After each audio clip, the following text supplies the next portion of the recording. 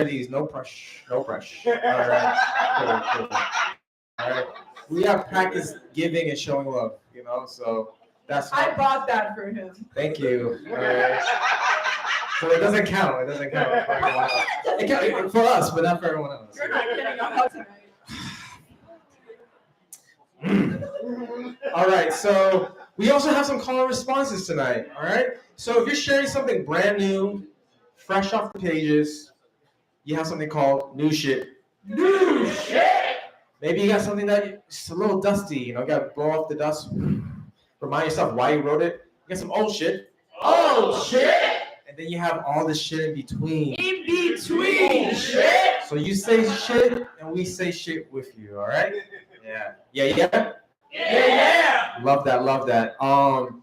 This evening it is going to be. We're attempting to document it for moments. Nostalgia, archival. Is there a particular emphasis on attempting? Well, we are correct. Okay. It's good. It's good. Great. The stream's working. All right, the consciousness is happening. All right, so we're going to be doing some documenting. We're going to be taking some cute photos. If you don't want to be photographed, just let us know, and we won't do that. Okay. All right. What else are we forgetting, Nikolai? There are restrooms that require a key at the end of the Pee Wee Herman ass hallway. However, there are also not key accessible. You don't need a key to access them restrooms. Down this little stairway, there is an elevator as well if you feel so inclined or you need that. For restrooms, both of which, to my knowledge, are gendered. Do we have knowledge of ungendered bathrooms? I thought there was another one on the bottom floor, no? I think so. We will figure it out for y'all. We'll figure it out. We will, I promise. Closing. There's a single stall bathroom. Okay. At the hall. Closing times for bar and kitchen. Yes. All right. This is a lovely offering here. This is like a gluten-free and celiac-friendly. Right? Is that the right word I'm using? Celiac-free? Yeah. Okay. Celiac-friendly, gluten-free. All right. Yes. Space. So they have incredible offerings but we just remind folks no outside food in order to keep the space as safe for all guests. All right. The kitchen does do last call at 7:45, and drinks are at 8:45. All right. So at least remember that 8:45 for me and 7:45 for Nikolai. 8:45 for me too. Okay. Don't be shy. All right. Boom, boom, boom. I think that might be it. Almost. Oh, okay. Out of respect for both the performers and your fellow audience members, speaking. We encourage speaking. That's what we're here to do with poetry. However, if there are to be side conversations, murmurs, whispers, just because, some folks, it might be hard for them to hear depending on where they are in the space. And out of respect for the performer, it's not as easy as we make it seem to get up here and share stories and events and memories and whatnot. So just keep that into consideration. Thank you. Thank you, Nikolai. Yeah. Okay. Yeah. We're all in conversation with each other right now. Oh, damn. Oh, my God. I haven't even performed yet. I think we're ready to get started. Yes? I think so too. I'm really curious about your fit. You might not get into it, but I think we do need an icebreaker tonight. Well, good thing I'm Polish. I'm good at breaking ice. Oh my goodness. Do you know who's on deck, Nikolai? On deck is Mike Linehan. Oh my goodness. But I want y'all to practice all the things that we've mentioning, showing love, bringing that excitement for our first person on this open mic, our lovely co-host. Give it up for Nikolai, y'all. Hello, friends. I am still here. So, as this potentially 7, probably more of you, I don't know. Again, not a numbers person. Tonight is a very special night, a very special occasion, because I need to find the poem I'm actually going to read. It's in here somewhere. I found it.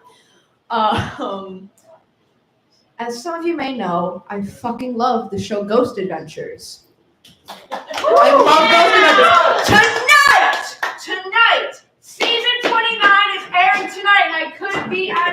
watching it on Discovery Channel or streaming on Discovery Plus. But I'm here because I love you people. Yeah. Almost as much. So, that being said, I have multiple poems about Zach Bagans because, I mean, come on. So I have some. Originally I was gonna do some workshop shit, but I'm not doing that because special occasion. I have some old shit. Old shit. Some of you might know this one. It's one of my favorites. This is Hit Part 2, not by a car this time, but by emotions. Number 1. Oh, shoot, sorry. Things in life that I cannot change. Number 1, death is inevitable. Number 2, in 2014, Zach Bagans fixed his deviated septum, but at the same time got a nose job that he didn't need to get. Number 3, the trees that were in front of the house across the street have been cut down. Zach Bagans didn't need to get a nose job. Nothing will ever bring back his natural God-given nose. His ego skyrocketed afterwards too, which isn't fun to watch, but hey, at least he can breathe better despite his sensitivities to airborne contaminants. My neighbors across the street didn't need to cut down their trees, but I already wrote a poem about that. Zach Bagans had a beautiful nose that, honestly, he should have kept. If I ever get the chance to meet the man who influenced so many aspects of my life, I'm going to tell him to his face, I miss your natural nose. I won't lie to you and say that I've never cried because of Zach Bagans' nose job. I cried about it right before writing this poem. I cried about it before that, and I'll continue to cry about it because although I'm pleasantly haunted by the words of Jesse Rutherford from the song Honest that he wrote specifically for the second Spider-Man movie, even though that song ended up being in the credits and not in any of the scenes of the actual motion picture itself, I have a hard time accepting that change would be amazing. Number 4, Honest by the Neighborhood should have gotten more recognition than it did because that song is a masterpiece, even if only thought so by me and me alone, because that song is one of the few reasons that teenage me decided, that's right, made the active decision to be alive. I can't bring more recognition to Honest by Their Neighborhood. I can't bring back the trees in front of the house of my across the street neighbors. I can't bring back Zach Bagans' natural God-given nose. All I can do is sit here and cry and write poems that maybe I'll read to people who also struggle with the things that they cannot change.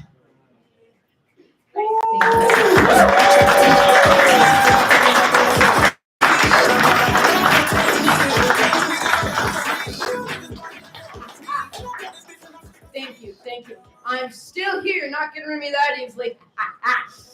Alrighty. On deck, we have Gelsomini. Gelsomini, you are on deck, my friend. Up next is someone who is basically a household name, as far as I'm concerned.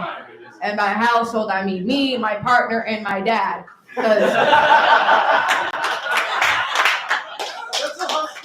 Yeah, well, I have a mother and a sister and a brother. Well, my brother might have. Did you? Anyway. That's a conversation for a Tuesday. Doesn't have to be next Tuesday, just a Tuesday. This next homie on the open mic may or may not have made a promise to perform one of their poems eventually once I get married. Give it up for Mike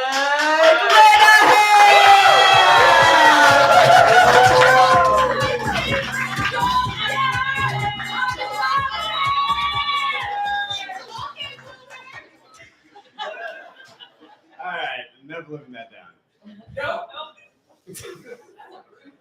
That's quite a lot to live up to. All right, so I think for the first time ever, or at least in a while. I'm doing April 30 for 30. And boy, there is some garbage coming out of that, but it's fun.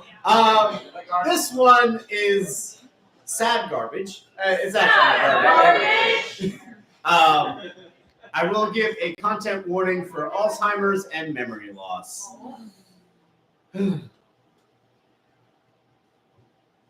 I'm someone who has always lived in the past, addicted to the nostalgia. Even while I'm moving forward, I've got a memory box the size of a treasure chest, packed full of photographs, letters from former students, mementos to keep my memory alive. I hoard what I can of all these little joys and triumphs, tuck them away so I can gaze into them like a crystal ball, looking back at my history. As a person with ADHD, my mind is an ocean I cannot tame. Random factoids and passions rise like islands in the vast deep blue, while necessities fall away into shipwreck and tempest. I lose my thoughts when I walk through doorways. I forget daily chores unless I stick a list on the kitchen fridge. The constant reminders in my phone are cookie crumbs leading me home when I lose my way. My grandmother was diagnosed with Alzheimer's before she died. I remember how she changed into a stranger, her warmth and laughter decaying into cadaver, a ghost of the woman we knew. I remember the confusion and the anger, reduced to an elderly child lost in her own mind. I wonder if I've got this slow entropy sleeping in my blood. The odds are not in my favor, and already I've forgotten the details of my youth. Everything fading like Polaroids in reverse, faces and memories blurring into a crowd of strangers. I'm terrified of the day when my mind withers into winter with nothing but snow until my final days. Who am I if I don't have a past? Will I look into the eyes of my wife and think she is an imposter?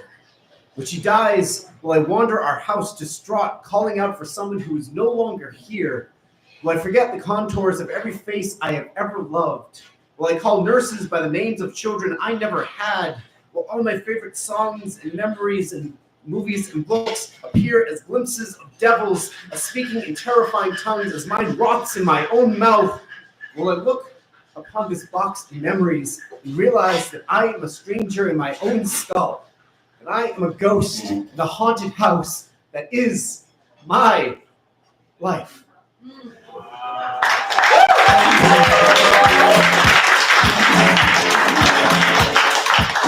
it up for my guy. I was about to say, do you want to be investigated by Zach Bagans? No, I think the answer is no. Unless it's yes. All right, moving swiftly along. On deck, we have Jared. Jared, you are on deck. Now, this next homie. Do you guys know what trees look like? Yeah. Okay. There's some right there. Yeah, okay. Oh, tree. I've never seen. So, do you see? Look out the window. So, you see those big, tall trees over there? I do.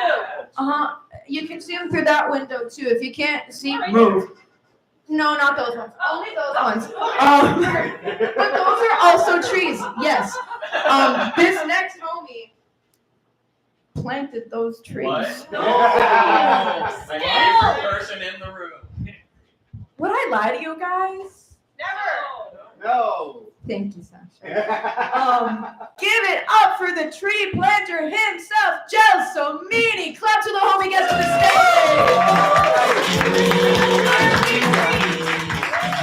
Hello, everyone. I planted those trees a long time ago. I think I might have been -5 years old when I planted them. This is the first time I'm here at the open mic over in I'm forgetting the name of the Dragonfly. Yes. It's the first time here because I'm scared of new venues and new faces. But I love poetry and I love all of you. And today I have a special poem to share with you guys. It's a poem about my favorite person in the world. It's my 2-year-old niece. As soon as I remember how to open my phone. A poem for Adelaide, number 1. My niece is an amazing person. She's 2 years old, and everything's exciting to her. She points out every plane and bird flying overhead, rides atop her parents' shoulders while calling herself a hat, says hello to the moon, and every time a breeze brushes through the trees, She whispers to herself, wow. And as I ponder and contemplate her childish wilder, I can't help but think, when did this stop? Why do nearly all of us forget the awesomeness and the mundanity of everyday life? Planes and birds are commonplace, but that makes the freedom of flight no less powerful or sought after. Connections with our parents, however basic, should always be appreciated. The moon has captured the hearts and minds of people for millennia, and even been worshipped as a god. And for as much flack we give to the talking about the weather, the wild field of meteorology is as expansive as the ocean. So I'm going to try to learn something from my niece, or at least, whenever I hear the wind blowing through the trees, I'll whisper to myself, wow. Thank you, everyone.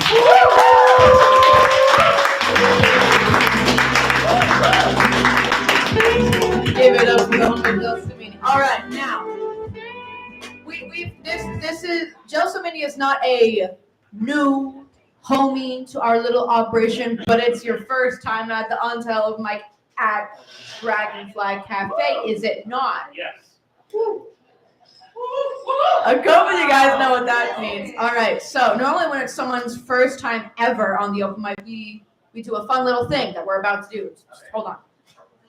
So we're gonna do that thing for homie Gelsomini because we want Gelsomini to please come back. So what we're gonna do is on the count of three, or it's 1, 2, 3, 3, 2, 1. Again, numbers, no bueno. Apparently Spanish is. We're all gonna shout, please come back. Audience, you better lock in. I got you. Can we do that? Yeah! 1, 2, 3. Please come back.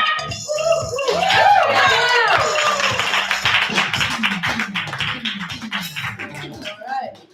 Good job, audience. All right, on deck we have. I really hope I'm pronouncing this correctly. Sanary?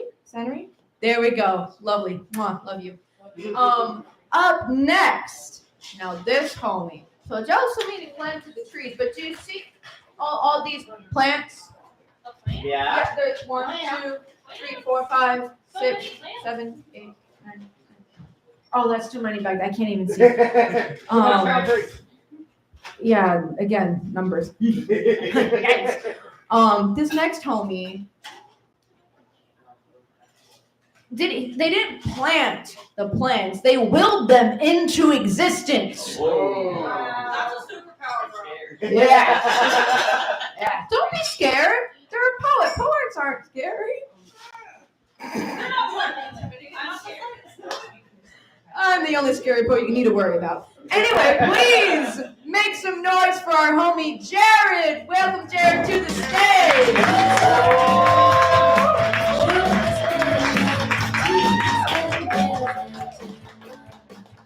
Hello, everyone. Thank you, Nikolai, for shouting out that thing I did with the plants. Don't ask me to do it again. All right. Thank you for the mic assist, too. All right, so tonight I have some old shit. Oh, shit! Previously read at Untitled Open Mic, but I don't think at the Dragonfly Cafe. Bit of fiction. No to the venue, shit! Yeah! Fictional shit.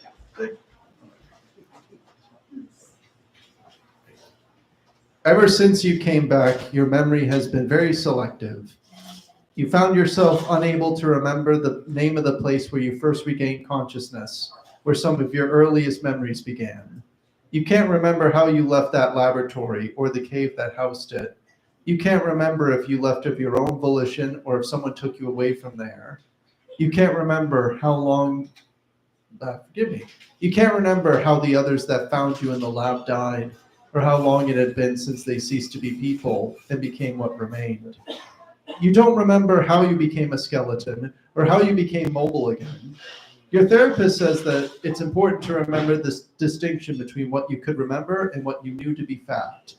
Bearing that, you tell your therapist that you're not sure if you're the same from before you woke up, but with amnesia or something entirely new.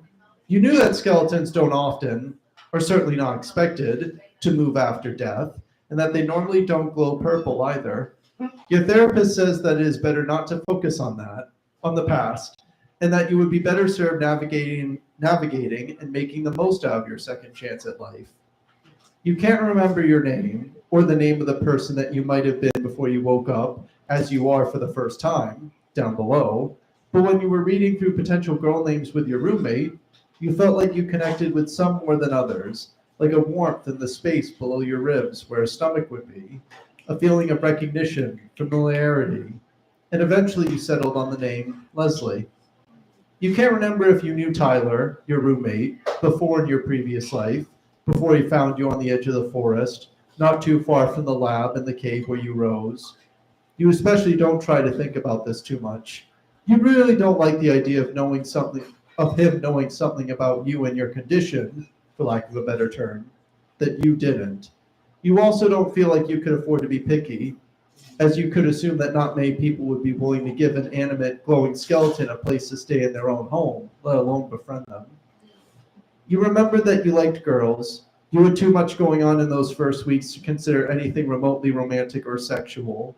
Over time, though, clues, both internal and external, like breadcrumbs, made themselves clear to you. You knew that most people, would look at your and Tyler's living situation one way, seeing it for what it wasn't. There were also flashes, not memories, but more of feelings and sensations, of heat in phantom stomach and cheeks, a light ticklish pressure in the crook of your neck, a flash of looking into someone's eyes, finding snowflakes caught in their eyelashes, and finding it beautiful. And that is time.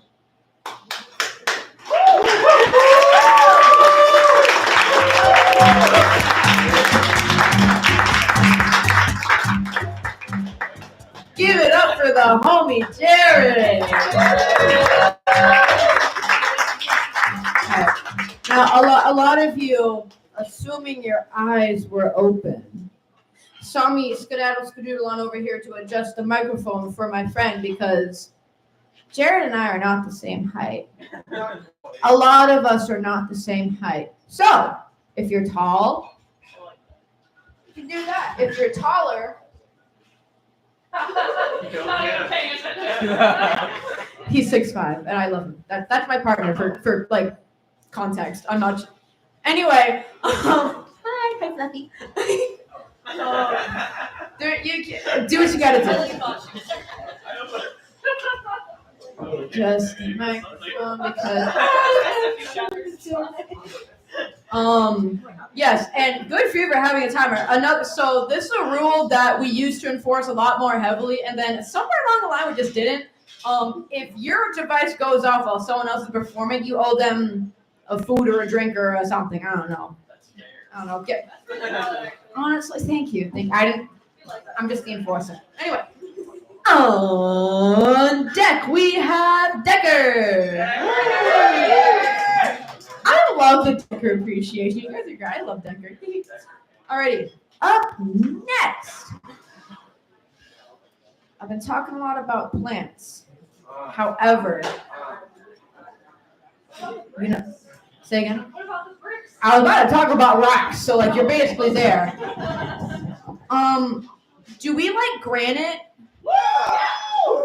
Well, you can thank this next homie because they invented granite. What? I know. Don't believe the science books. Believe me, I'm a pro. You can trust me. Please welcome our dear homie Sammy to the stage. Clap till homie gets the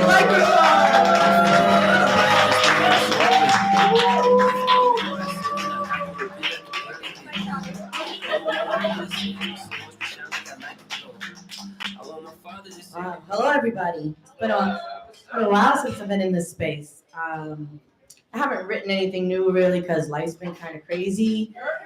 So I have lots of like all these fragmented thoughts that I just spit into my phone and then just never really build on. So tonight, sometimes when you can't pull something together yourself, you lean on your fellow poets and writers and artists to speak those words for you. So I have a piece that I found online that I could read, or I could sing a song that just really speaks to me. And you know how song and lyrics and poetry so align with one another. You want me to sing? I'm gonna sing. This is a song called Incantation. I found it online, just going through things like suggested for me. It's not really well known, but God, those are like the treasures that I'm a little bit of a gatekeeper. You know, when you discover something, you're like, ooh. Maybe I want to keep this to myself a little bit longer, but I do enjoy sharing it with people. The name of the artist is La Safro, and her voice is just beautiful. And I'm gonna do my best to do the song justice. You got this, queen. Crazy. Sometimes I think I'm crazy. But right now, all I'm thinking is I'm crazy about you. Hazy. Sometimes my mind's a little hazy. But lately, it's crystal clear. So fuck what you know about the way that this goes. I'll give you my heart if you just keep me close. And you don't have to worry, baby. Just say the words and I'll come running, baby. Whoa, whoa, whoa. Love is in the air. Whoa, whoa, whoa. I've been wondering where it's been. Carefree. With you I feel so carefree. I could lay with you all day and never worry about a thing. 'Cause baby, with you and me it's easy. Yeah. I can feel it in my heartbeat and the way that I sing. So fuck what you know about the way that this goes. I'll give you my heart if you just keep me close. And you don't have to worry, baby. Just say the words and I'll come running, baby. Whoa, whoa, whoa. Love is in the air. Whoa, whoa, whoa. I've been wondering where it's been. I said, love, love, love, love is in the air. And I wanna breathe it in. Thank you.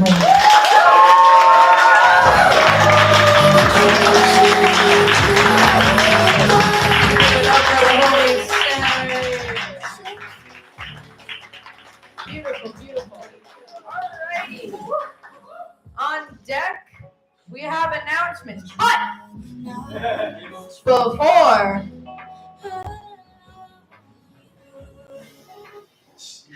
thank you. Reason 2 where it's not going home tonight. I'm kidding. Only kind of. Love you. Anyway. Before the announcements happen, I have an announcement. The kitchen closes soon.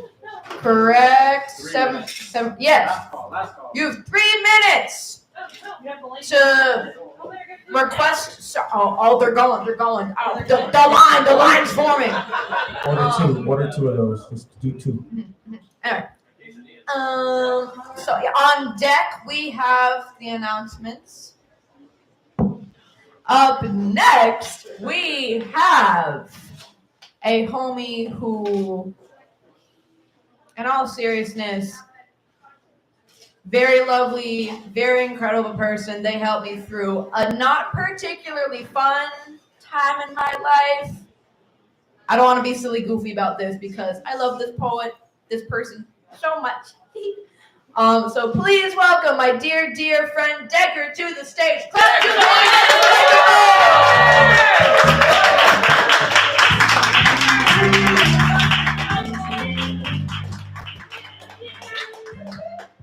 So close. I love you. So close. All right. So this poem is dedicated to all those long time no see friends, and those who consider blue and green their singular favorite color. There's very few like that out there, I'm told. Breathing green, reflecting on the liquid green, sliding past grasses, losing their green. Blue skies, pressing blues, spreading behind tree lines, curving a long, slanted L. A companionship between heaven's light above and earth's envious reach to touch it.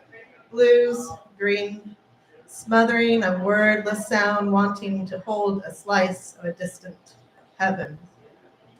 Blue on green, flowing past rivers, the James wide, thirsty tongue licking at rapids, swirling a sensuous current, us holding on to each other, making a raft of bodies, flowing river carried, sucked downstream, grappling at boulders, pulling our flesh to shore. Past rivers, flowing blue on green, the deep blue Glenmorry, rippling and curving through green hills, lapping to meet the shore. Mud, cement, sucking our feet down as we roll our pant legs up. We drove there over the bridge one night between the mercurial sluggish flow, the moon eclipsed, as we found love nowhere in the dark. Alone on the bank in a car, I watched as pain drifted on black and blue waves, reminded of Alaska's Cook Inlet, where bodies have torn apart, trying to leave the low tide silt. Past rivers, flowing blue on green. Virginia in the fall, Panther Falls, a leap of faith. Remember the doughboy child facilitating at the edge as I jumped in wearing everything but the swimming suit? My naked breasts revealed themselves through the clinging white wrinkles. I stripped my jeans and you gave me your shirt as I warmed in the towel, imagining the rest of you unclothed. Past rivers, flowing blue on green.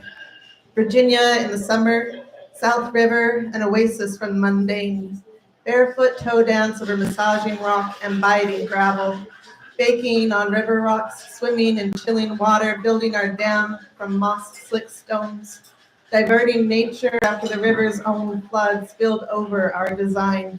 Playing music, surrounded on a self-made island. Our trio recording music in harmony with rippling rivers, the echoing trains that shake the core of me. Singing at Hardee's in the back of your truck, Lehigh's at 3 a.m. and Leary Waitress equals flying hams. I miss musical messages left on my machine, gnarly, twisted trees spreading their arms at me. Confessions of love made on worn up and down steps. Walking alone under humid branches, accepting an unwanted gift, platonic, monogamous, and true.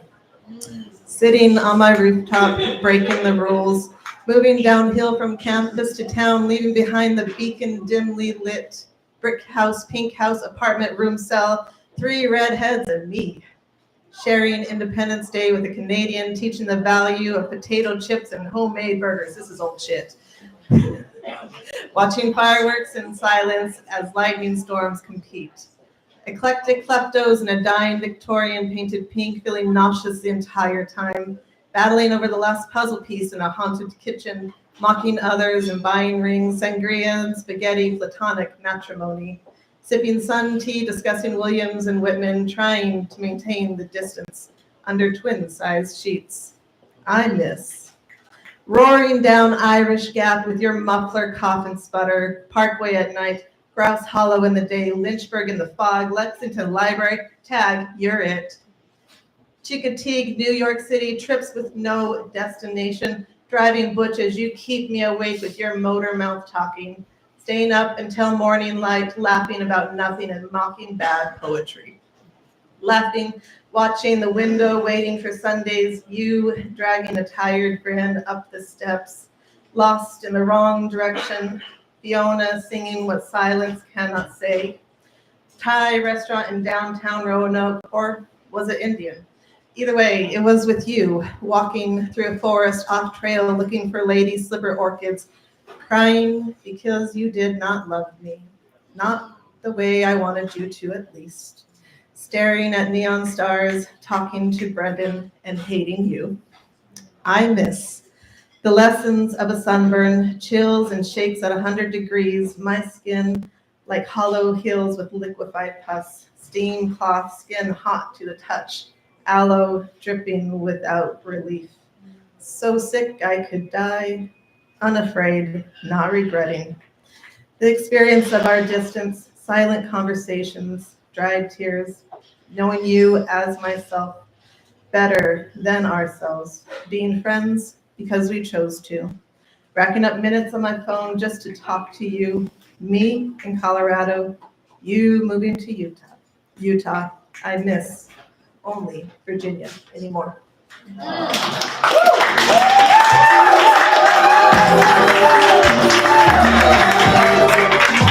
Give it up for Decker, everyone. My name is Connor. Very fair, very fair. My name is Connor, he, him. We're just to do some quick mid-roll announcements before we get to our very little working section and then our slam main event. So, who are we? We are the Lowell Poetry Wheel, and we are a wobbly wheel, very wobbly, because we only have 3 spokes, but they're 3 very important spokes. We have the Untitled Open Mic, which is right here, every first and third Wednesday of every month. We have the Mill City Speaks Workshop and Poetry Slam team. Give them a round of applause. And we have Free Verse, our youth poetry program. Yes. So, one of the great things about Lowell Poetry Wheel is we do not charge a cover fee when you come into our events. That is because we do operate on grants and donations. So, in a few minutes, we will be passing around the amazing, wonderful hat. If you have any spare change, first tip the wonderful staff at Dragonfly Cafe. Give them a nice round of applause. Look at the time, kitchen, no more, but you can still get a drink. Do you take Venmo or any form We of do. digital? Is the Venmo open? Is the Venmo? Always open. Venmo's always open. It's my name. R-I-C-K. RICKYORNG, and make sure you do like poetry or something. No, like eggplant emoji. Okay. Because I need to keep that separate. But if you only have a little bit of money to spare, give it to the venue first. If you have a little bit extra, it's always appreciated. So we also have a wonderful little welcome station way up front, and that has our little library. I thought you were signaling something. That has our library of amazing books to take out and read. Make sure you check that out. It's pretty cool. Make sure, are we passing around an email sign-up list? That's right up at the walk-in. Write your email down, our email, lowpoetrywheel@gmail.com. And make sure to check out our website at lowpoetrywheel.com. And I think we just passed our lovely hat around. we did. We are passing our lovely hat around. Keep an eye for that. I think that's it. Almost. Almost. You know What who's is on deck, right? Who is on deck? So you're not getting rid of me just yet. I have a little piece to share before I. We do have a couple of events. We mentioned events already? We do have one. We do have an event. Yes. Thank you for reminding me. So, a little birdie told me that Slam for Your Die is hosting an event at the, and I'm sorry if I butcher this, the Nasrat Yassini Poetry Festival at UNH. And Mill City Speaks will also be competing at that event this Friday, April 18th. Are you kidding me? Get there by train. Be there or be square. It's free. Come on. Or be a triangle. Or be a triangle. Yes. Yes. Yeah. All right.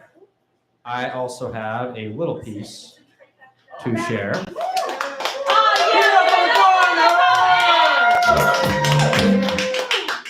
So it's brand new shit.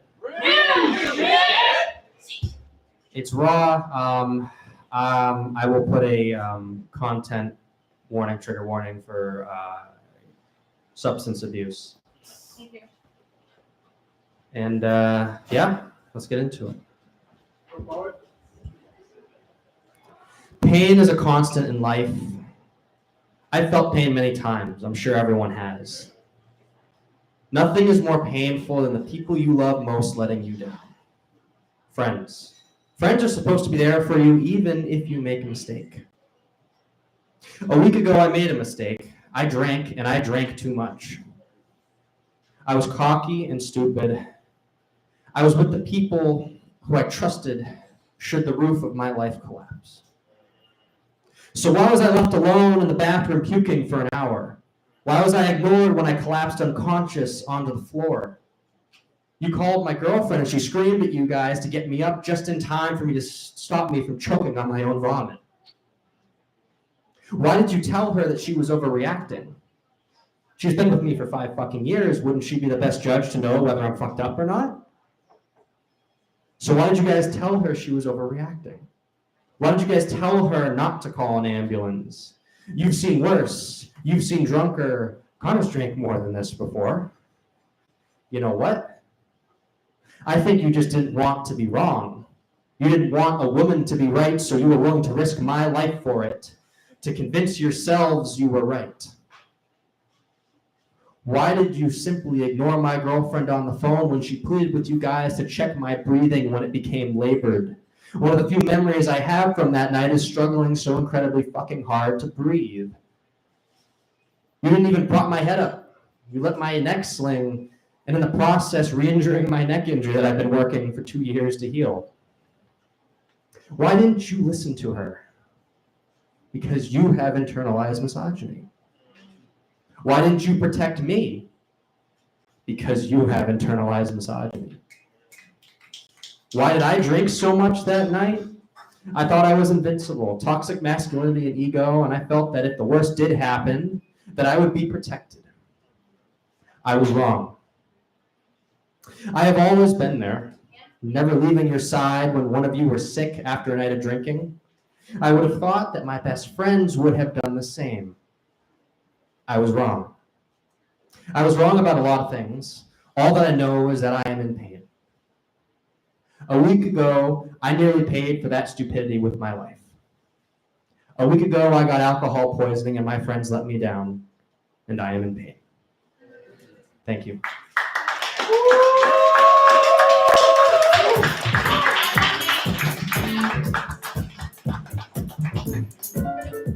Let's give it up for our homie Connor.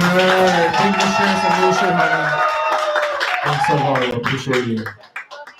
All right, Slammers, judges, I want to give you a heads up. You know, you want to take a quick little poo.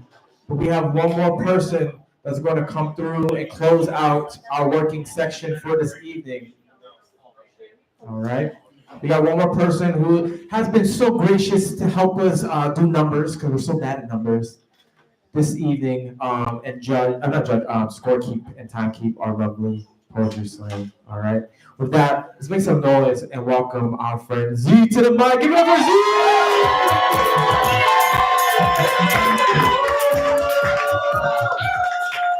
Oh, hi, friends. I literally was editing this poem when I realized he was Yeah. Yeah, I don't edit shit, but like I did today. Woo! So, I'm smiling, but this is gonna be one fuck of a downer. I'm very sorry. So this is the first time I've been here since Coffee and Cotton shut down. And it's also one of the first times I've been back since Douglas passed away. And since then, I've written something to finally process it. So content warning for that. Please take care of yourself. The working title right now is Pieces of Peace, but I seriously doubt it's going to stick. But because I'm not good at titles, but content warning, grief. Please take care of yourselves. Thank you. I also should mention the reason I wrote the poem is because for the last 5 months, every single time I open Facebook Messenger and I press new chat, his name pops up first. So it finally pushed me to write this. So I open up Messenger and the first person it suggests to write to is you. It's been nearly 6 months since you've been ripped from this earth, since the news chucked my disbelief towards the Allegheny River. It seems like the water wanted to bring me right back to you. We were just next to the Merrimack days before I left that autumn. You were fine. You had just come back from Spain, and I wanted nothing more than to hear about the world through your travels, to hear about this planet through your lens, how you still found peace in all of it because I never could. You were fine. The last time I saw you, we had reminisced about the future you carved out for me a year ago that week. How we had been counting down the thousands of days until it happened because we had been lying in wait. Ever since the same world you explored shut down piece by piece until peace was nothing more than past tense. You were fine.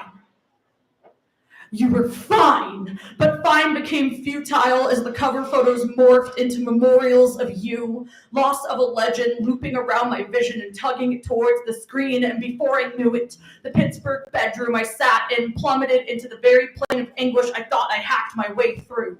My breath no longer being able to do anything but burn my throat alive, lungs filling with grafted grief and leaking through my eyelids, cheeks sticky with the salt. The laughter in the living room could no longer cover up the disbelief exhuming itself from every corner of the country hours later, or make an erasure out of the captions that hoped and prayed that your suffering has ended and you're at peace up there now.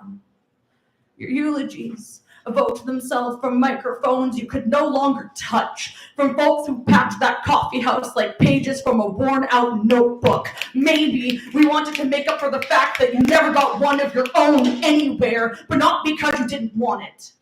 Instead, it was because you wanted to uplift those around you. You believed in humanity and harmony and the synchronicity of it until the end. Peace means freedom of disturbance, yet I've never felt more perturbed at circumstance. Peace had always felt like a memory that I could never truly cherish as I should, but hope was something that I gripped with the tightest fist, and it turns out you did too. We go back to that night where you instilled the confirmation that my work always had a hope-filled heartbeat, even when things turned for the worse. So how come I was never able to feel it? Can you answer how my screams over the phone became the only sound I could resonate with that Steel City now? Can you tell me why sobbing into his arms felt hollow when the world you always talked about was so whole? Where was I supposed to find that? How come the only thing I could hope for was something unreachable? You may think this is where it all ends, where the poem does a sudden stop and it closes out with a caterwaul, but the only thing I was hoping for that next day was the community that was hurting with me. I always had nightmares about not being able to be there for them, and it turns out I've lived in them ever since. Not being able to associate that Mill City without meandering about the massive hole you've left, despite it building so many of those bone-shaped bricks of me. Not being able to congregate with callous-handed poets since our coffee shop shut down, and we lost the last place we were ever able to hear you. We do this all because we have to. Time goes on whether we are in it or not. It's a merciless process. Going through the motions of waking up, You're gone. Driving to work, you're gone. Shuffle Spotify. Oh my God, you would have loved this jazz medley. Hey Siri, send this to. Never mind. Stop. You're gone.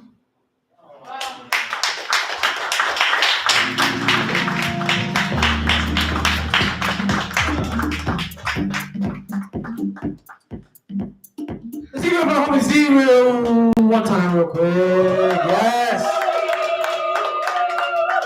Oh my goodness, that is the open mic. Oh my goodness, thank you so much, Z. When I say Dr. Dougie, y'all say fresh. Dr. Dougie? Fresh! Dr. Dougie? Fresh! Dr. Dougie? Fresh! His chair is here, by the way. This is his chair. All right, so okay. And he's still working. We are collecting the money in the hats. All right. So if he wasn't compelled to give us some change, just kidding. But thank you so much for sharing. But yo, that's the fucking open mic. Yeah? Okay. Okay, we have a poetry slam. Okay.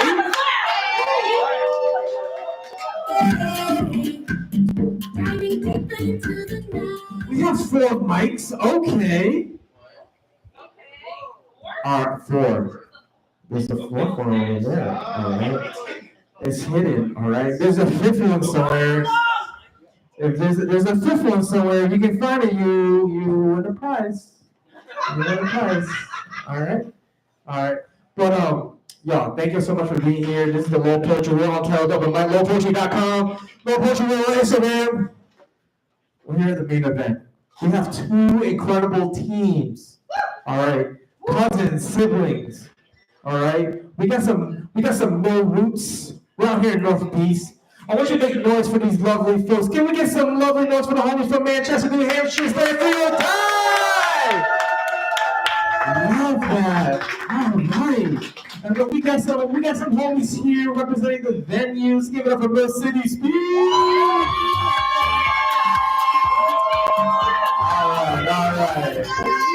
All right. This is a silly game of poetic sports. We're competing with poetry because why? Shenanigans is exactly that. It's a reason for us to get together and then get the whole crew involved. It's a way to actively listen and just try shit out. Do our best. Have fun. All right. We're doing a 2x5. All right. If you go to the home hardware store, you will not find all of us there. But tonight, we're doing a 2x5. We got these 2 head-to-head teams doing 5 rounds of poetry. Okay. But I'll explain it to y'all. Right. These folks are going to come here with their own original works. They have no more than 3 minutes to share that work, all right? And no props, no costumes, no musical accompaniment, no CGI, no AI, no. Like I said, that's all I got. What? You cannot fly. All right. Prove us wrong. That's an invitation, all right? But they're here with themselves, their words, this microphone. That's all they're doing to come up here and give you an incredible story, their art. And you know what? We're judging it. What? We're judging it. Because we got to have, because stakes makes things fun, all right? So we have 5 incredible judges who are going to help us determine winners. I'm going to give you some intros for these judges. Judges, when I introduce you, I want you just to wave your scoreboard so I can see who you are, all right? But these judges are going to be scoring these poems Olympic style, all right? Olympics happens every 4 years. This happens every month here at least, all right? So 0 is the worst shit ever, all right? You will probably create a Yelp account and leave a bad review, all right? That's how bad the poem is. You will give a 0. And on the opposite end of the scale, you have a 10, all right? 10 is you want to create a Yelp account and leave one of the best positive reviews ever, okay? I hope you can leave a review, but maybe you won't hear a 0 tonight, all right? It takes a lot to show up and just be on this stage, all right? So just keep that in mind. But 10s, honestly, fuck a 10, all right? But if you feel compelled to, that's the best shit you can give. But there's lots of numbers in between, all right? So you can give a 7.5, an 8.0, a 9.9, okay? These judges are going to be scoring these poets. We're going to drop the low, we're going to drop the high, and we're going to have a maximum total score of a 30, all right? You don't have to worry about the math because we have our lovely homie Z who's going to be doing that for us, yes? Z, so show some love for Z. Yes, thank you, all right? So we figured out the mechanism of the sporting event. We got the teams competing. I'll let you know who the judges are and why they're qualified. I asked them why they're qualified. These are the reasons why. First, I want to give it up to my homie Diamond. Give it up for homie Diamond. Diamond is an OG, one of the alums here. Diamond is qualified because they enjoy being out of their shoes. All right. Poets always talking about like go walk around their shoes. Like Diamond's like, no, I enjoy being barefoot. All right. So this is that's Diamond right there. I want to give it up for the homie Santa Reed. Give it up for Santa Reed. You saw him sing earlier. All right. Why they're qualified? This person's been on TV. They got stuff to say. They've been on Taste of America. Oh, Taste Nation. Fuck America. Taste of the Nation.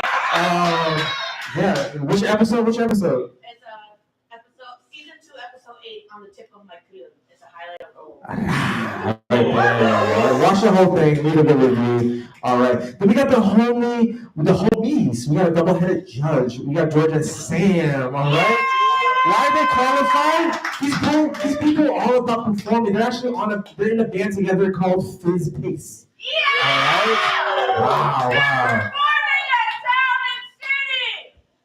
Ooh. Not. Yes.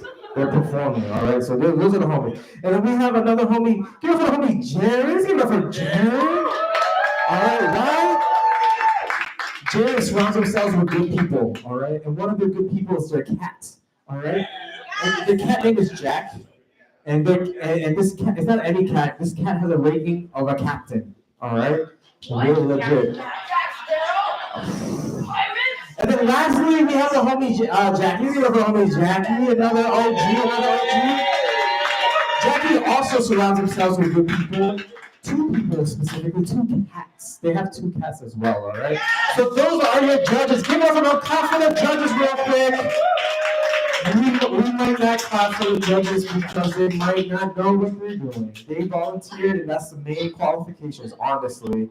But judges, thank you so much for your time, all right? Audience members, you need to let them know the judges are doing their job well. So if you hear a score that you like, what do you respond with? We'll take that. If you hear a score that you don't agree with, how can you respond? Oh man, I just heard some farts and some yells. All right, judges, don't worry about them. They don't got a cool intro like y'all, all right? Fuck the audience. I'm just kidding. Fuck up these judges, all right? They don't know what's going on. All right, beautiful. Sorry. One particular Oh, okay, got you. All right. So that is what's going on. We got slams. We're going to do a really interesting twist to the slam and the slam order. All right. Yeah. The winner of each round, aka the team that scores the highest, will then be the team that will be starting the next round. So the order may change throughout the evening, all right? The winner is still the cumulative score, but the winner of the round is going to help us dictate the order, all right? So keeping teams on their toes, all right? Okay, hopefully you're wearing closed shoes, all right? Or barefoot, sorry. Okay. But in order to determine the first order, the first order of the round, I need a representative of each team to participate in rock, paper, scissors. So can I get a representative of each team immediately on stage? Just clap it up for them.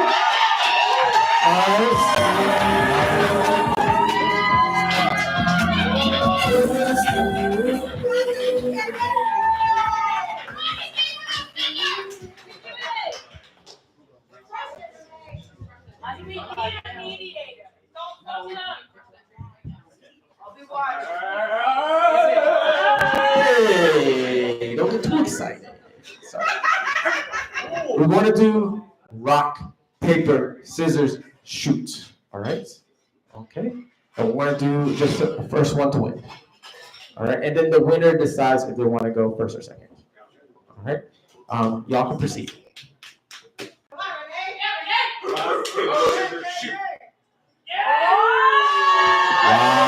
Stand free or die. One that rock, paper, scissors. Are y'all going first or second? Second. Thank you. Y'all can have seats. Thank you. Thank you. Give y'all time to prepare. Okay. All right. Well, look at the co-organizers. Make sure I'm not forgetting anything in the announcements. All right. Are y'all ready for slam?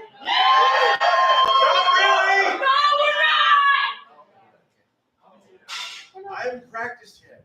Oh no. We're not ready for a slam because the stage is too dry.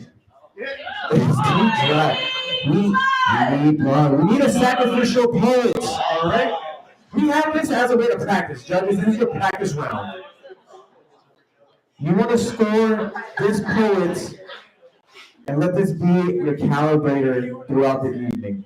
I will remind you what that looks like. Judges, please be consistent.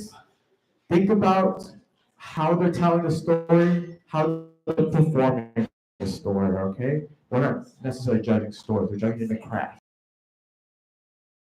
Your homie, aka Contain Blood. Let's make some noise for the homie. Alex, y'all.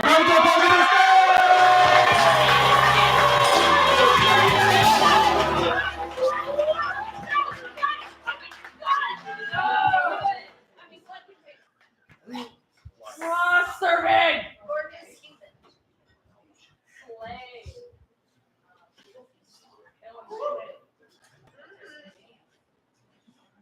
After Chrysanthemum Tran, I don't want to talk to my younger self.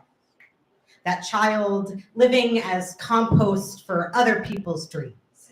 Piety as a form of longing for protection, redemption, hope, leading with fear above all else, a good Catholic girl. It was not mystery that scared me.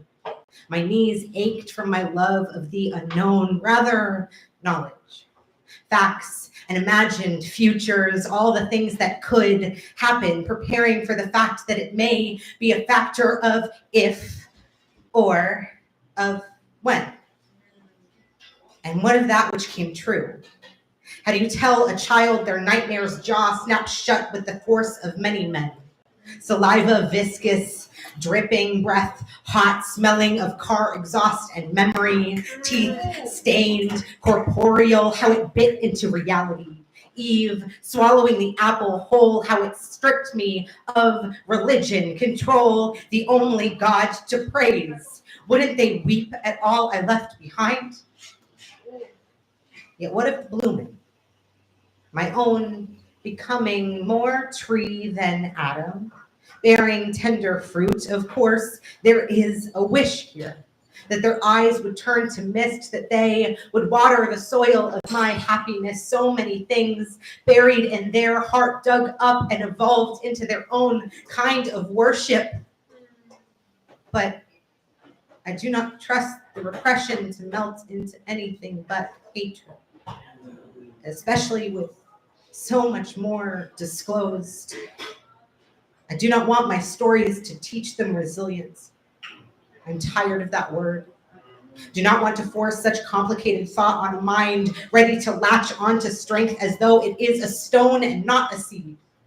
I do not want to teach a child that their anticipation is prediction, and in truth, I cannot say with confidence I would have survived what has happened if I knew it was coming. Better not to speak to them. Let them genuflect at the riddle of existence, mousy, round hair draped over sharp eyes, blinking, closed, allow a reversal of the concept. To hear all they want to say. And for the first time, listen. Become the God they needed in the first place.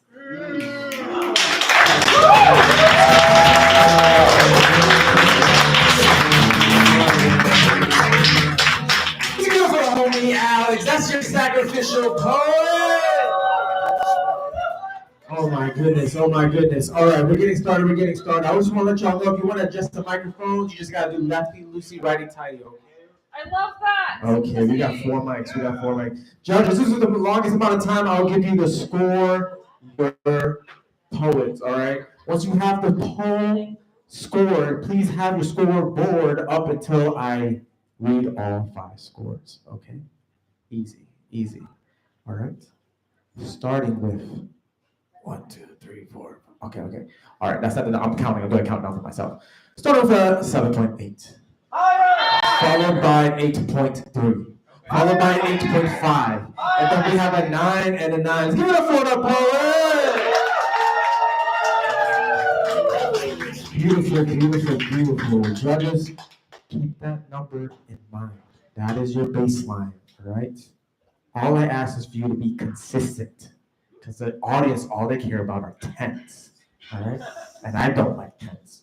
Anyway, so with that being said, in this order, in round 1, we're going to have Slam for Your Die, and then we're going to have Mill City Speaks. Mill City Speaks, who are you setting up? Let's give it up for Megan. Come to the podium to the stage!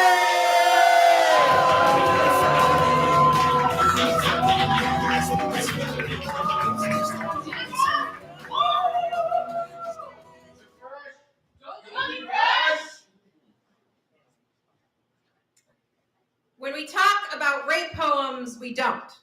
We decide to give it another name like violation or abuse or assault. We mask it. Try not to make it seem so bad because society labels rape poem as nasty. They clothe her in softer terms, tell her that her violation is too daunting to bear because to speak it shatters an illusion and veiling a darkness we'd rather hide. We bury her, silence her, tell her to stifle the words in her throat. Her screams from her tattered lungs aren't enough. Tell the violation poem to rewrite itself.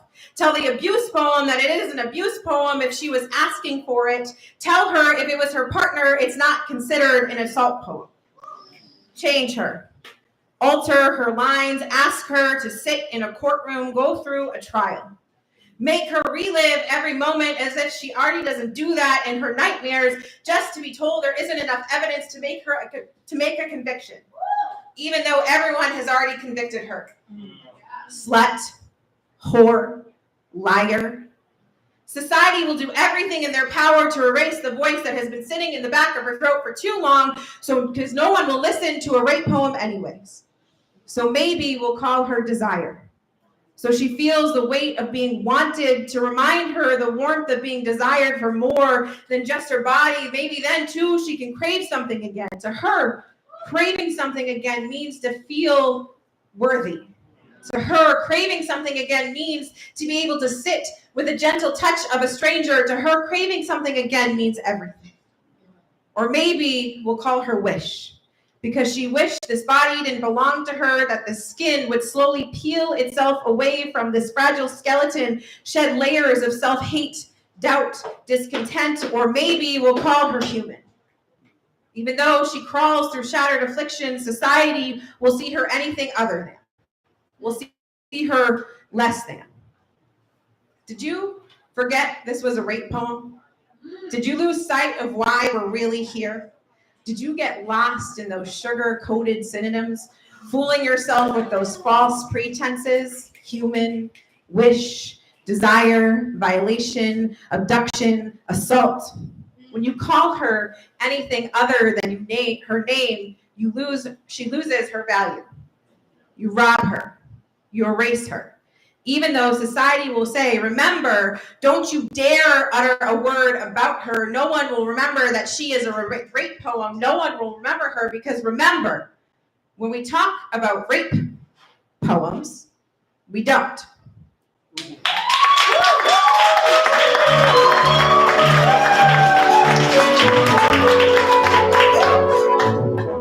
Let's give it for the poets. That's your first poem of the official slam. Judges, when you have the numbers, you hold them up. I got 4 scores. I'm looking for my 5th score. Speed and accuracy, spaccuracy. Thank you so much. All right, I got a score starting with a 8.3. Then we have an 8.8. Then we have an 8.8. Then we have a 9.3 and a 9.3. Yeah, we give it up for the point, not the points, all right? The point is not the point. The point is on. All right, I'm going to ask our lovely friend Z for some scores. Is that possible? I have scores for these 2 poets. Thank you. Can we get a total score from Mill City Speaks?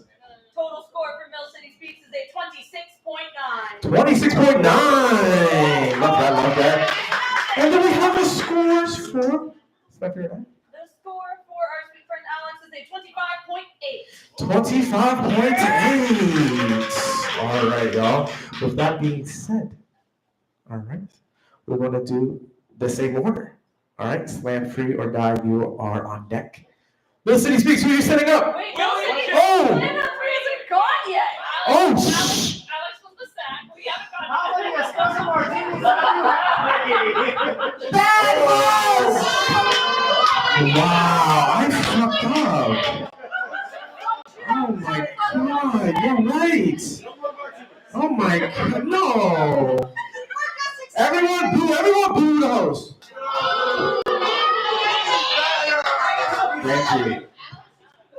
Ricky, do you need me to take over? It was a test. Asking you people. It was a test. It was a test. All right, you guys passed. Thank you so much. All right. Sure. So give it Suck. up. Thank you so much, Alex, for sacking, and thank you. Me. Thank you for the first team competing in round 1. All right. Thank you. Stephanie, who are you setting up?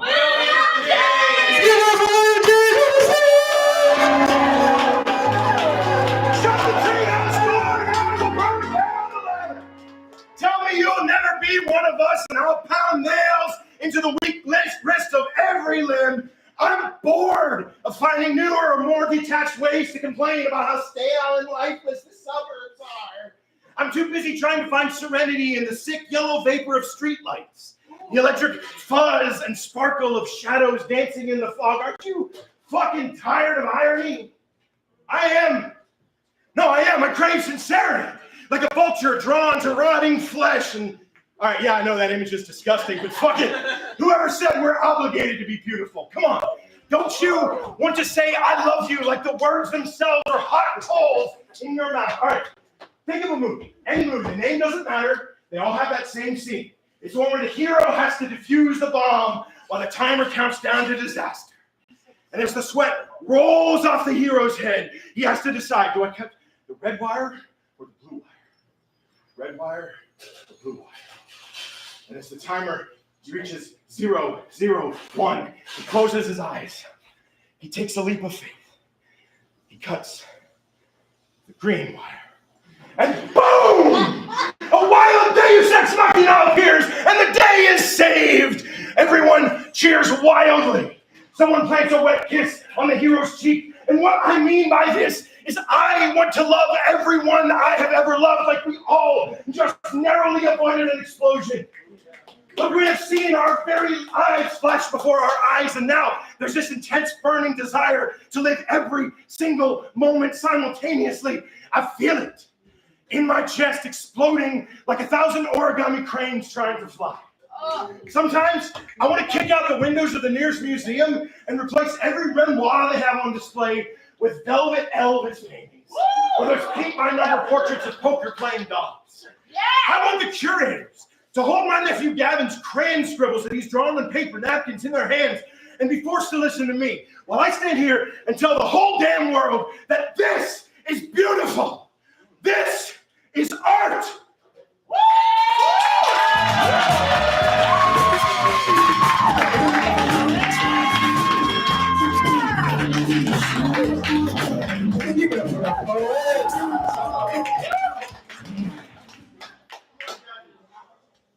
right, judges. All right, judges. Yeah.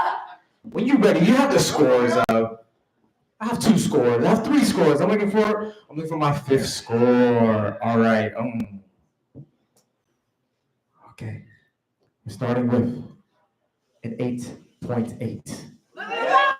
Then we have a 9.4, a 9.5, a 9.7, and a 9.7. Let's give it for the poets.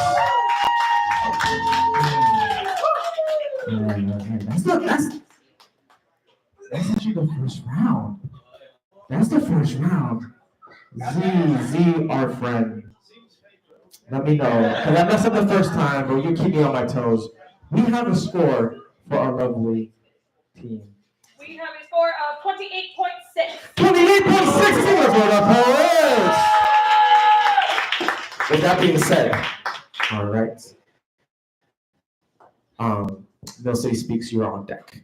All right. Starting first in the second round. Please make some noise. So I figured out who you're setting up. Ready! Give it up for the ball, give it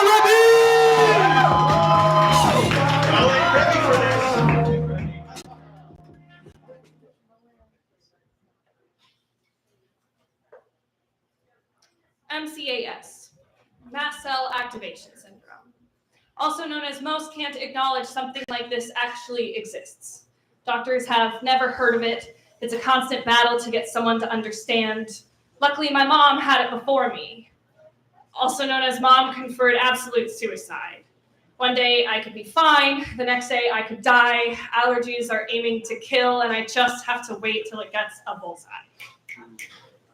MDD, major depressive disorder. Also known as most don't distinguish the difference between symptom and the disorder. Calling yourself sad one day, feeling depressed. Calling yourself depressed one... Yes, you got this. Feeling sad one day, calling yourself depressed is far different than craving death every day of my life.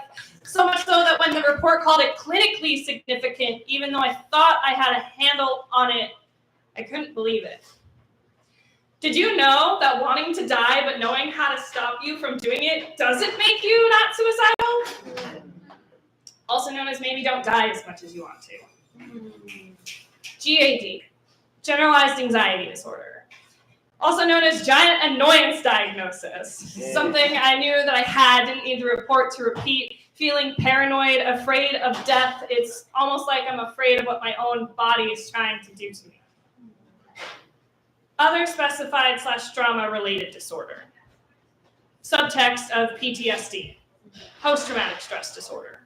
Also known as people terrify me still daily, causing the roots of my other 2 mental disorders, an unknown cause as to why. It's almost as if I grew up in a constant state of stress that made me so messed in the head thinking that death was my only escape. Maybe that's why I can't remember a single memory before I was 5. When I was born with pneumonia. I ate literal shit, was born destined to die, and I'm still here. My body has been aiming to kill since the day I was birthed. I have been living and growing and surviving out of spite. I have learned that having the symptom does not mean having the disorder, but I have also learned that having the disorder does not mean that I am the symptom. MCAS, most can't anticipate survival the way that I can. MDD, maybe death doesn't want me to die. GAD, got another day. PTSD, putting that shit down and trying again.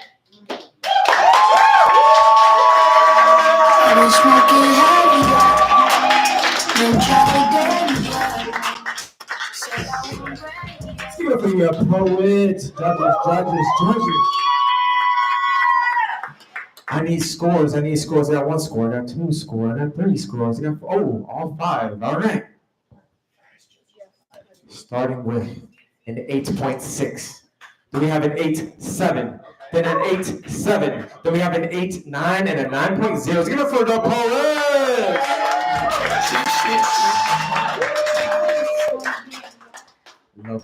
Lovely. Z, you want to do it? You want to do it now? I got it. Ooh, we're going to do sport. Wait, so quick question. I'm so sorry. Do you want the cumulative score No, now too, or are we no. just keeping it singular scores? Just singular scores. Yes. I like that Yeah, we have a score for that poem. I do have a score for Red P. It is a 26.3. 26.3! All right, Mill City Speaks. Who are you sending up? Redneck, give it up for the boys that get to the stage!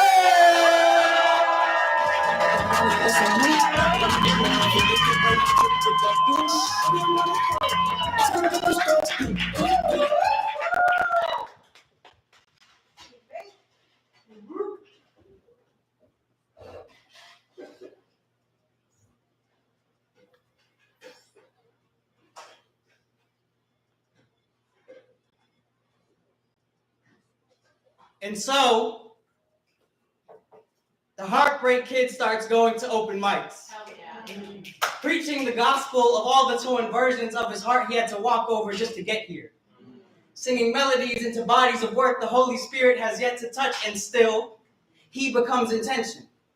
Turning free speech into Sunday night impact because he is not excused from the wrestling match of consequences that come from his freedom of speech. See, he hates it here. Standing in rooms in front of strangers that clap hands at his mistakes louder than they applaud the kid that had to learn from them. He recites his trauma so much it becomes proverb, becomes theme song, becomes a stone cold word that began it all. And so,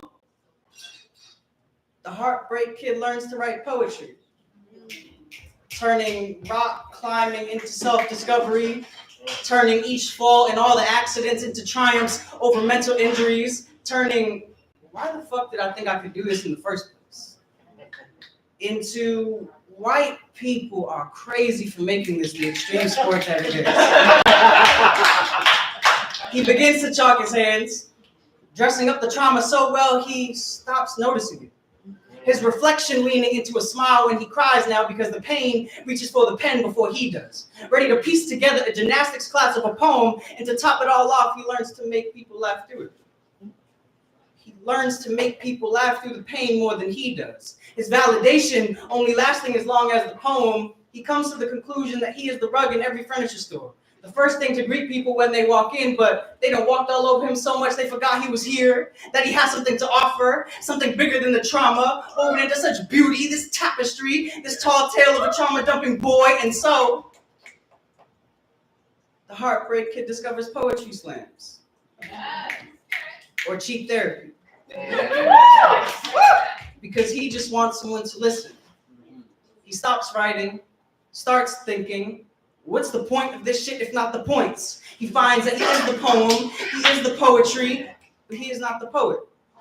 He starts writing, stops telling time, becomes judge of himself. The poetry slam, a new handheld version of acceptance. Whether he wins or loses, he is accepted here. Accepted like his 13th reason, a haunting of never being good enough, the knowing, the not knowing, the combination of intrusive thoughts and coffee keep him starving on the mic. He won't dare small talk the audience for change. This is how he plans to create empathy, but he will only create a sacrifice for the crowd. He will only make a meal of himself. A fresh piece of meat ready to be grated, and so the heart breaks the kid. And all you know of him is this.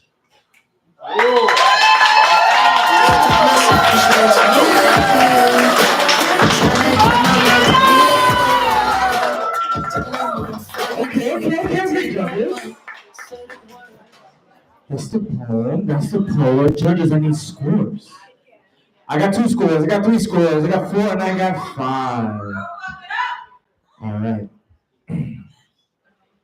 Starting with a 9.0. But we have a 9.2. We have a 9.6, a 9.7, and a 9.9. So give us for the poets.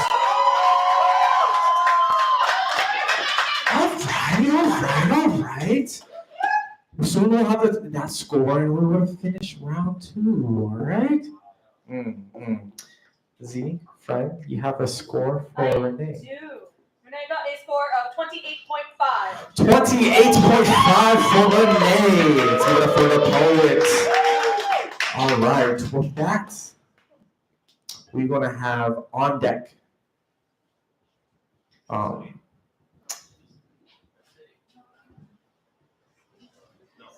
Slam for your die. Slam for your die. You're on deck, slam for your die. Okay. Keeping everyone on their toes. I'm on my toes too. With that being said, to do the first poet in this round. All right. No City Speaks, who you're setting up. No City Speaks, who you're setting up. Let's give us one. Coming up August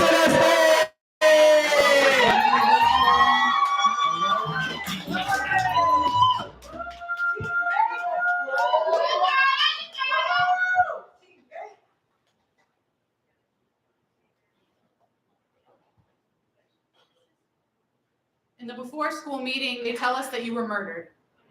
And Channel 5 won't utter a word. Death is not news here. Death is just a blink in a city where marching is all you can do. Elephants move through human-made trails in the countryside, searching for a garden trough to bury their departed calves. An elder leads the pack, as the others carry the body to its final resting place. I march toward the garden trough that is my classroom. I ask the elephant in the room to speak so I can listen. Your friends speak life into your crawling tagline. Keen over the bullet shot into your chest, casing pinging like a dinner bell as Lawrence, Massachusetts eats another teenager alive. I stop teaching before I begin. Students plant your ashes in garden beds, and I watch as the memories of you grow like weeds. Watered by the tears of your classmates, they laugh at jokes you had made that echo through the dense air.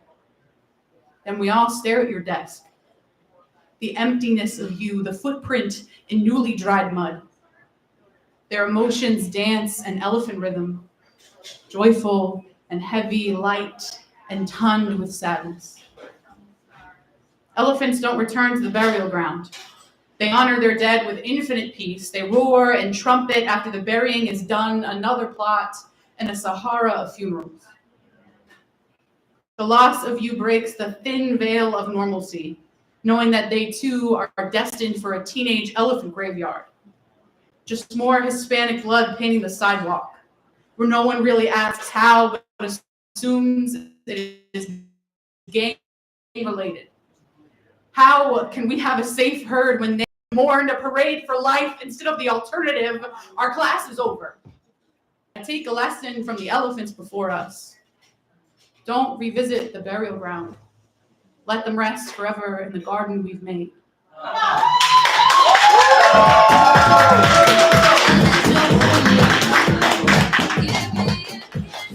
Give it up for the poets! Judges. Y'all are so pro right now. I need scores. I got 3 scores. Looking for my fifth score. I don't know if I'm in the live stream because I'm so far to the side, but all right, we got numbers. We got numbers starting with a 8.0, followed by an 8.9. Then we have a 9.2, then a 9.8, and a 9.9. Let's give it up for the poets. Love that. My lovely bestie Z. You feeling good? We got math? I got you. Lauren got a score of 27.9. 27.9 for the poet. We clap for the poets. All right. Closing out this round. Slavery or not, who are you setting up? Clap it up for McKinney to the poet gets to the stage.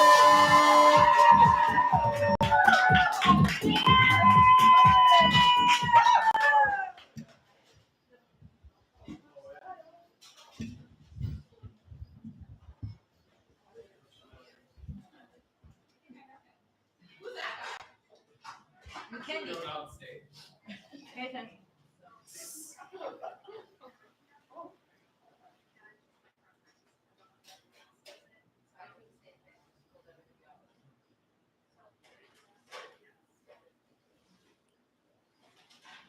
The Haitian loup-garou discusses the first French werewolf. Ask anyone, and they'll say that he is my father, that I am a spitting image of his hunger quelled in the dark. But my bloodlust is no weekend trip, no sneaking off into the forest for a few nights of slaughter. I have a pact to feed, and I'm working overtime. And unlike him, if my wife catches me, I won't say sorry.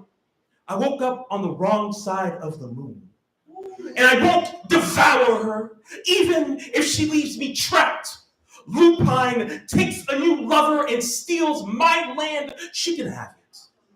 This curse is a quiet country. I could live here forever if the soil wasn't so rotten. What?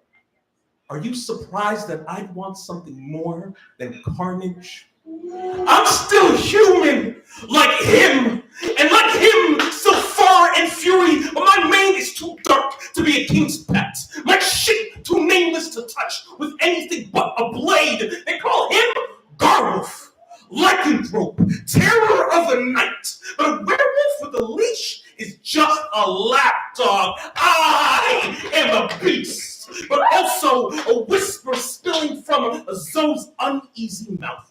No one makes movies about me or weaves my name into bedtime stories. They know better than to make a mockery out of malice. I'm the bat flying in your attic and the spiders waiting for your shriek. I'm the unfamiliar face in your dreams. The paralysis demons? Paralysis. I am the lure of a baby's cry down a dark street and the song of vanished children. I'm the Pied Piper's master and the place, there's the shade that follows. I'm a shadow dancing in a cemetery at dusk, seen only by someone's uncertain eye. I don't shapeshift. I manifest. So how can a werewolf be my father when a rumor is more powerful than a myth?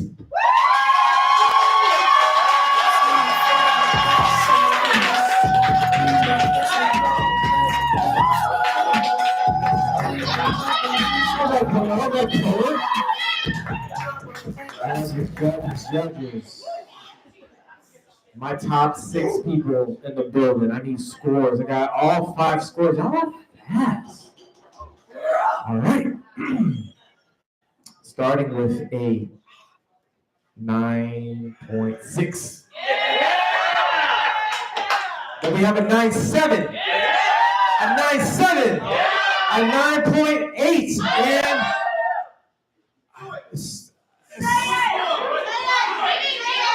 we have our first 10!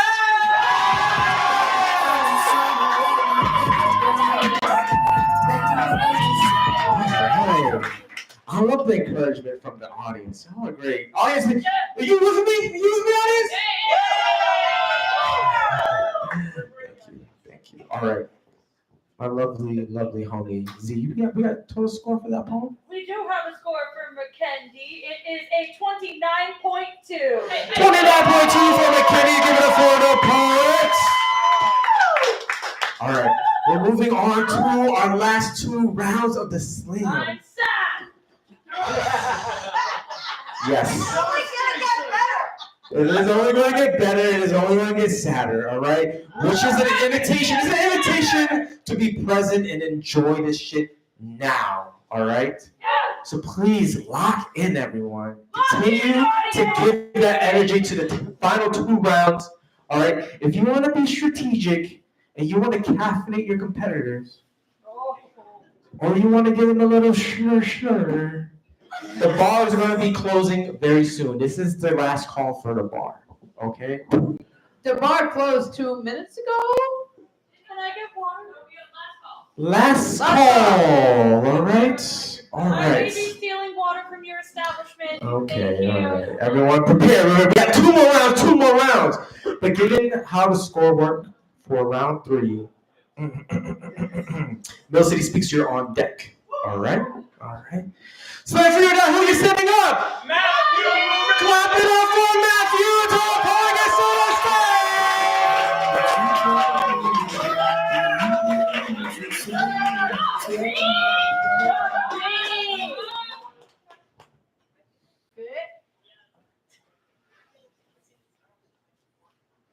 We've been rushing toward the same death since the day he pulled me up on the Bronco. bandit, unknowable as wilderness. Face plastered across the papers in black and white. 5 o'clock shadow to make the sundials blush. He ain't just hitting dime joints. He's knocking off banks and making pancakes on the top sugar. Fast horses, fast cars, and faster company. 100 proof is something to prove. Empty shot glass and a full spittoon. A man standing at the top of his nerve. Black boots and black licorice, smoldering like a prairie on fire. He calls my name and I feel myself rise like a pistol at dawn. Twin gun ready to rise. Briefcase full of dough, peeling away my past like a wanted poster off the wall. When the wells run dry, he just walks into the river, says, "This is a holdup." I'm a man who could swindle the sun in broad daylight, cut onions with a razor blade, and lasso a heat wave to fry them up in a pan. Reporters come sniffing round, trying to figure out his motivations. Not a dame in sight. Married to the heist. Rebel without a code, duty-free in tax-haven deserts, hot adobe roofs where the books are cooked, slippery as motor oil, sprung from more slammers and a rubber check. The coppers call the tunes and we dance to it, tornadoes too fast to turn ourselves in. Dizzy with stargazing, popping informants and littering corpses of butane lighters cross spurred bottle-cap terrains. Double-crossing the fuzz and crossing the California-Nevada line. They dust his tracks for fingerprints, chasing the rumor of him, like they're tilting at windmills. They say a man is never truly free till he crashes out. When the tank runs empty on Mount Whitney, and we make camp at Lone Pine Lake, I'm the only one left to keep his secrets. I tell him I am more than an accomplice, and he shoots me that look, like I've stuck my nose too far in the family business. But there is no turning back. He is buck-ass naked in the breathless Sierra Peaks. High noon altitude sickness, poaching my gut like an egg. Someday he will go down like Dillinger, a blown-out fuse catching lead in a downpour of smoke, bloody and belly up on a dance hall floor. When they come for my statement, I'll tell them to shove it. Ask the Hoover Dam where the bodies are. I will be brought to my knees one way or the other, so I vow to take him here or ride side straddled by its tombstone. They'll wring my neck at the gallows before they ever wring a confession out of me.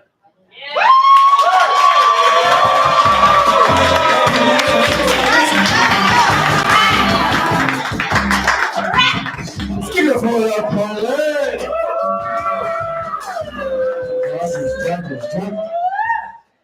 I need scores. I need speed. I need accuracy. Beautiful. I got all 5 scores. Starting with an 8.8. Then we got a 9.1. A 9.5. A 9.5. And a 9.9. Let's give it up for the parlay.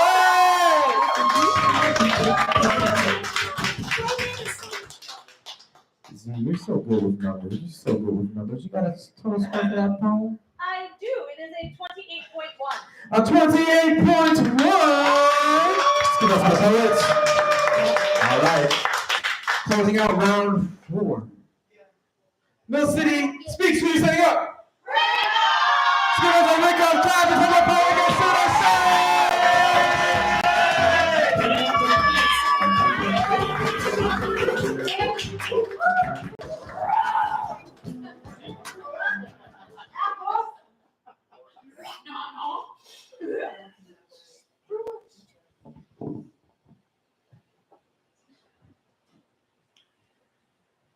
I wonder if a clean slate is just another acronym for survival. The dull chrome is burnished with memories, scraped and scuffed with time after time of being filled, emptied, and scrubbed clean. The microscopic grooves speak to dining room table aftermath, scraped and scuffed with time after time of being emptied and filled, And I wonder if they just become another metaphor, and a simile, scattered like second chances. I keep wondering what the next step of this dance will be. As I stumble through kitchen catastrophes and stovetop successes, oven-baked opportunities and freezer-burned hopes, these metaphors are starting to stick to the pot. So instead of diving into blacker moods, I let them soak, slowly sinking into soapy self-reflection, peering back into the murky, bubbling depths for an ounce of occipital wisdom. I try again, taking each piece of slick silverware and polishing it clean, scraping away layers of caked consternation, shaking off residual condensation, and wondering if the rust is already starting to build. Tines worn around the edges and blunted with repeated use. Not even sure I have enough spoons to finish this metaphor, but I keep trying anyways. And if that isn't a metaphor for persistence, I don't know what would be. The plates, bowls, and mugs make their way through my one-man assembly line. Soak, scrub, rinse, repeat, until I lose myself in the motions, a comforting monotony that is freeing. A softness found in the simplicity and repetition, surrounded by the ghosts of gastronomy, and I'm no longer wondering what or who tomorrow will eat.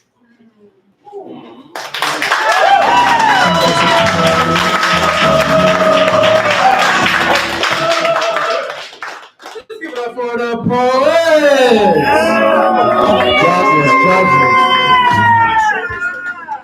My top 6 homies with the numbers. We got scores. We got scores.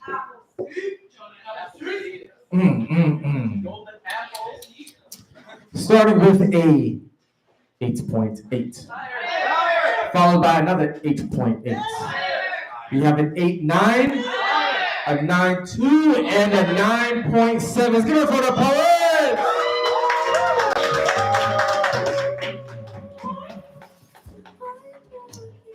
My friend Z. How are you doing? I'm doing good. Thank you for asking. We got a score for Wake Up. I do. It is a 26.9. 26.9. Let's give it up for the poets! Wow. Last round. Make some noise if you're sad. All right. I would expect the noise, but not to have much noise. Make some noise if you're excited for round 5. You could be anywhere on a Wednesday, but you are here doing this shit with us, all right? We can all be doing this shit by ourselves at home or in the car or at work or at the park, but we're doing it together, community, all right? It's just a lot funner with friends, all right? We're moving into the final round. We're doing this because it's kind of cool to do poems. And there might be some prizes at the end. I haven't decided yet. You're a menace. That's wild. I know I fucked up the first time, but I didn't get a second espresso martini yet. All right, okay. Round five. With that, on deck. All right, on deck we have the City Speaks. Okay, you want to hear this last time from this team opening up the round. Slam for your guy who you're sending up. Sasha! Give it up for Sasha! Give it up for the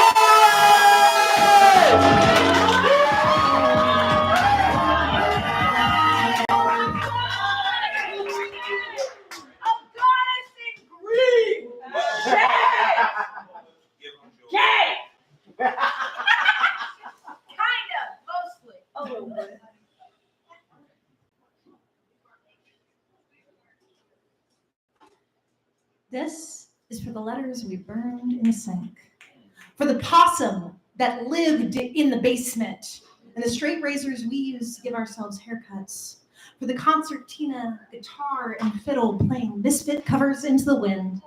Just says all 20-somethings are performative about youth, and we performed ours by dumpster diving and dancing in the living room. We spent years holding our friends as tight as mason jar lids. We had to. Some of us were living at strange intersections between our bodies and sexual assault scars at crossroads with our parents and dreams we could barely touch. So we gathered in one large old house and filled each other up on homemade kimchi and kombucha. We knew we were worth the fermentation time. All we needed was a shelf where we could sit and age. We needed people to tend to the wild cultures inside us. Some days, we puppy piled on the couch, as though our bodies were breathing weighted blankets. Other days, we dressed in sequin outfits just to order coffee at the Queer Superhero Squad, armed with Pico and notebooks. We were prepared to dismantle capitalism with cartoons, poetry, and organic homemade jam. Yeah. We were prepared to disrupt the patriarchy with funny hats and tinfoil unicorn horns. Unsurprisingly, we only saved ourselves from boredom. But if they had paid us for our wins, we could have made the world better with slow dancing. We could have made the world better holding open forums about human sexuality and feminism. Instead, we broke bottles and went roof jumping through Asheville. Instead, we went skinny dipping by waterfalls, held front stoop confessionals beside a giant white magnolia tree. Political radicals congregated to reveal secrets, plan revolutions, and hand-roll their cigarettes beneath that sweet scent. We were looking for ourselves, kept finding glitter in our hair. Perhaps Jess is right. Youth is performative. But this is where we learned the importance of washing the dishes, even if the floor was barely mopped. This is where we learned that shouting is unnecessary. This is about remembering song lyrics. The conflict resolution is about honoring the wild cultures inside someone without letting the whole house stink. With misplaced judgments and unspoken resentments, that love is about recognizing someone's hard day, making dinner for them, lighting candles, holding their hand. I don't need to go back. But as my flesh becomes a wrinkled manuscript, I want an ode to the punk house kimchi, to the hands that wrap me up in hugs. I want to honor the wild cultures that gathered there and grew inside me. I want to honor the sharpened flavors that were honed.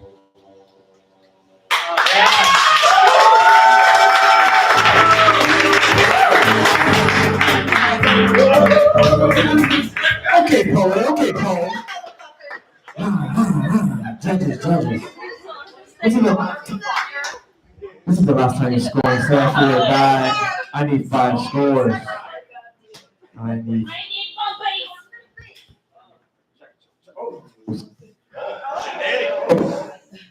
Gemini pulling shenanigans again. Gemini? Hey, I love Gemini's make some noise. Yeah, rah. You hear that? Times it by 2. Times that by 2. All right.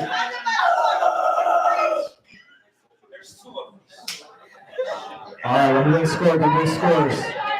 Our judges, hold them up. We're starting with a 8.9, followed by a 9.1, a 9.2, a 9.3, and a 9.5. Give it up for the poets.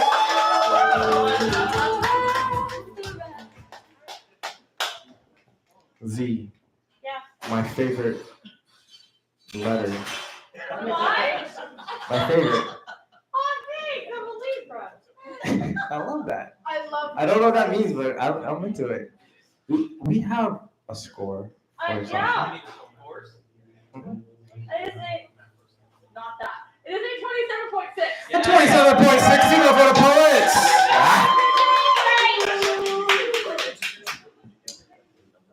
The last poem of the slam. Holy shit! Yep. And the last time you're gonna be hearing from Mill City Speaks. Mill City Speaks, are you standing up? Let's give it for Carolina Carmen to the bogus on stage.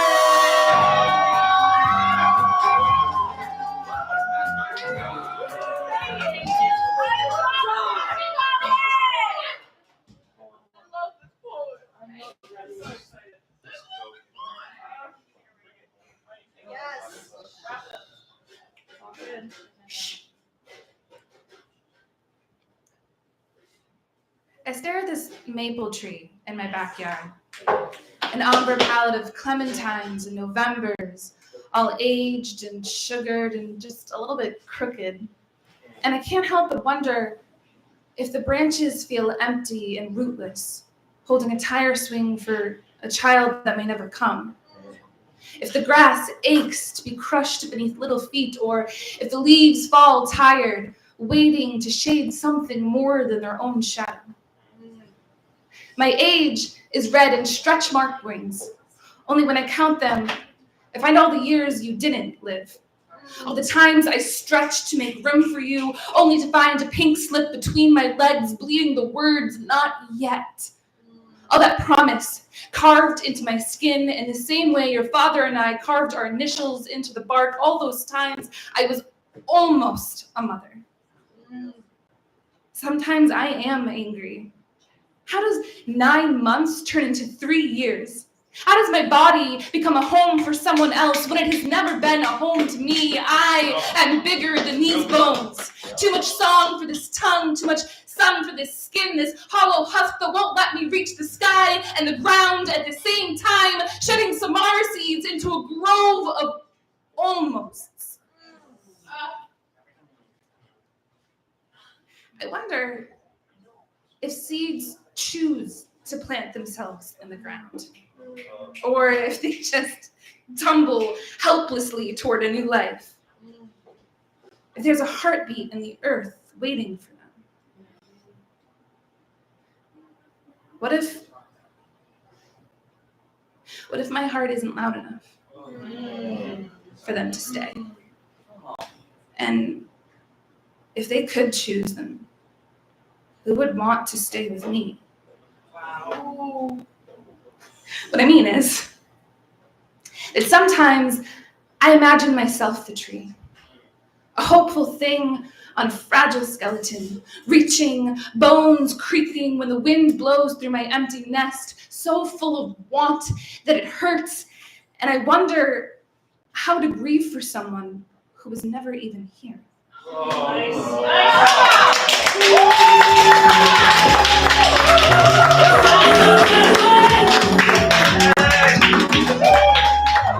give it up for the poet! Judges. Judges.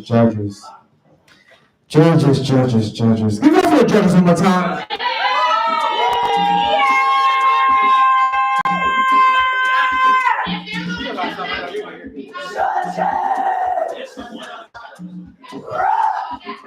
Thank you so much. You've been holding it down. You've been holding it down like a little funny thing at the end of a string of a balloon. Okay. We got scores. Starting with a 9.3. Then we have a 9.3.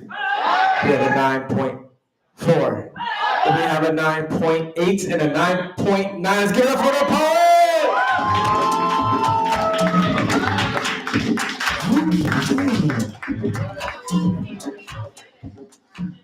Z, you've been spectacular. I know you gotta do numbers, but I just want the number for Kayla's poem. 28.5. 28.5. Let's give it up for the poets. All right, we gotta tell you. We gotta do some numbers. How are you doing over there? You've already got it. I want to do a big shout out to Dragonfly Cafe. Thank you so much, Dragonfly Cafe. You know, I only get dressed up twice a month. So if you haven't already taken a cute video, photo of me, and tagged Low Poetry Wheel, you know, you could have done that all night. But it's an invitation, you know. Poem. You're a menace. Poem. All right. Poem. Thank you. That's you can copy me, you know what I mean? Thank you. Thank you. That's so sweet. I messed up on purpose that first time just to see, so I can go up from there, you know? It's not that long to go up. paying attention. Okay. I do all right. want to clarify that there was a script. There was a script involved. We're just that good. You guys thought I doubted him, didn't you? Not this time. Come back for more. Groupies. That was a group piece right there. It was. From the organizers, from the host groupies. We're Gemini's. That's what we do. We're two-faced. We two. 1, 2. Speaking of 2, 1, 2. Can we bring up 1, 2 of all the teams on stage so we can take a little funny photo and determine who's leaving with prizes? All right. Can we get all the poets on stage who competed?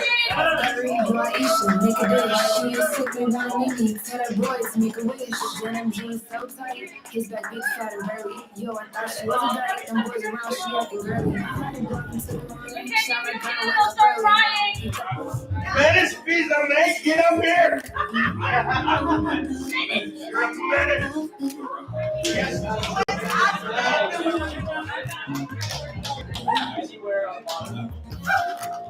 Look at these players. Please say hi. Please say hi. I know y'all are homies already. If you have phones, please, thank you. Low poetry wheel, that'd be helpful. You know.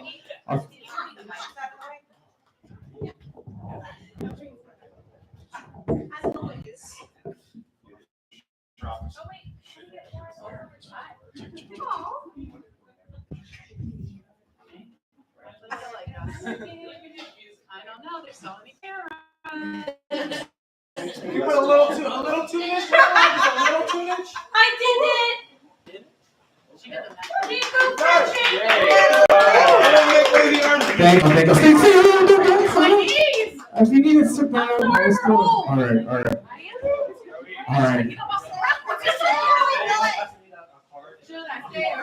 All right, slam is funny, right? It's a funny game. It's all about athletics. All right, we have. All right, who's leaving? Everyone's leaving. Oh my gosh, I want to determine. If you feel awkward on stage, that's fine. I need to announce the winner and the total scores. Okay. Yeah, it's just cuter that way.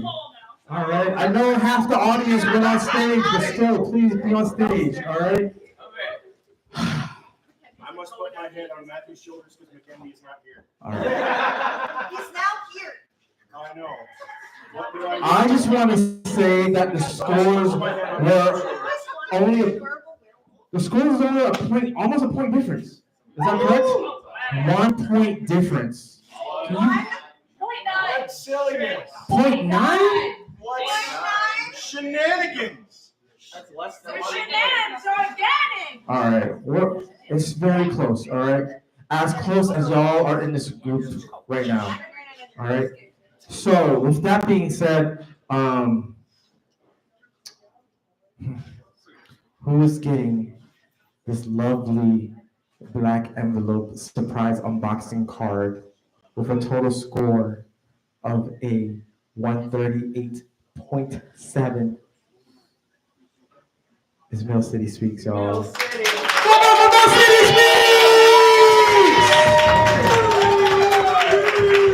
And with winning our singular bill grand prize of a 139.8. Let's give it up for Slam Free or Die.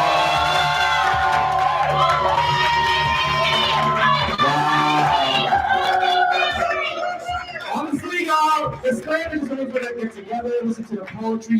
You can catch Slam Free or Die tomorrow. We have a double feature. Woo! They have a double feature tomorrow at Start Brewery. Oh my gosh! All right, and if you want to keep it going on Friday, we have another Slam event. All right, we're just kidding. We'll keep it going north. All right.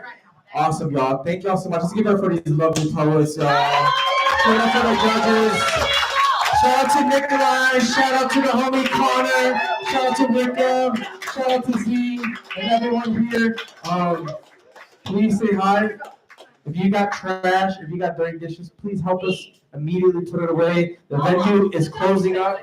The venue is closing We're going to be cleaning up, y'all. Thank y'all so much. Thank y'all so much. We're back. We're back every first and third Wednesday. Thank y'all. Thank you.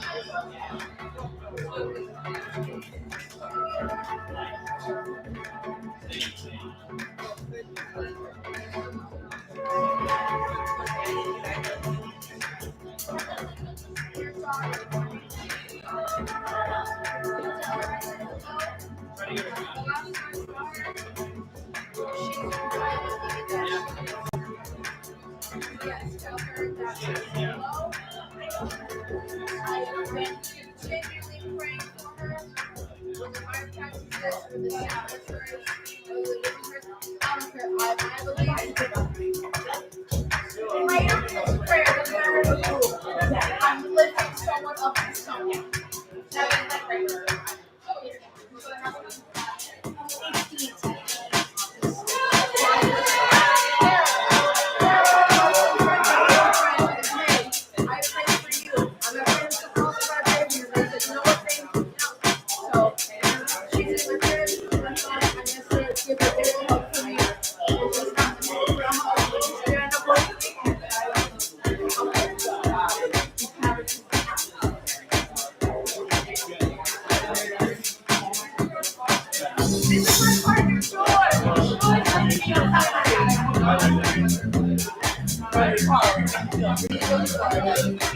You know how I feel.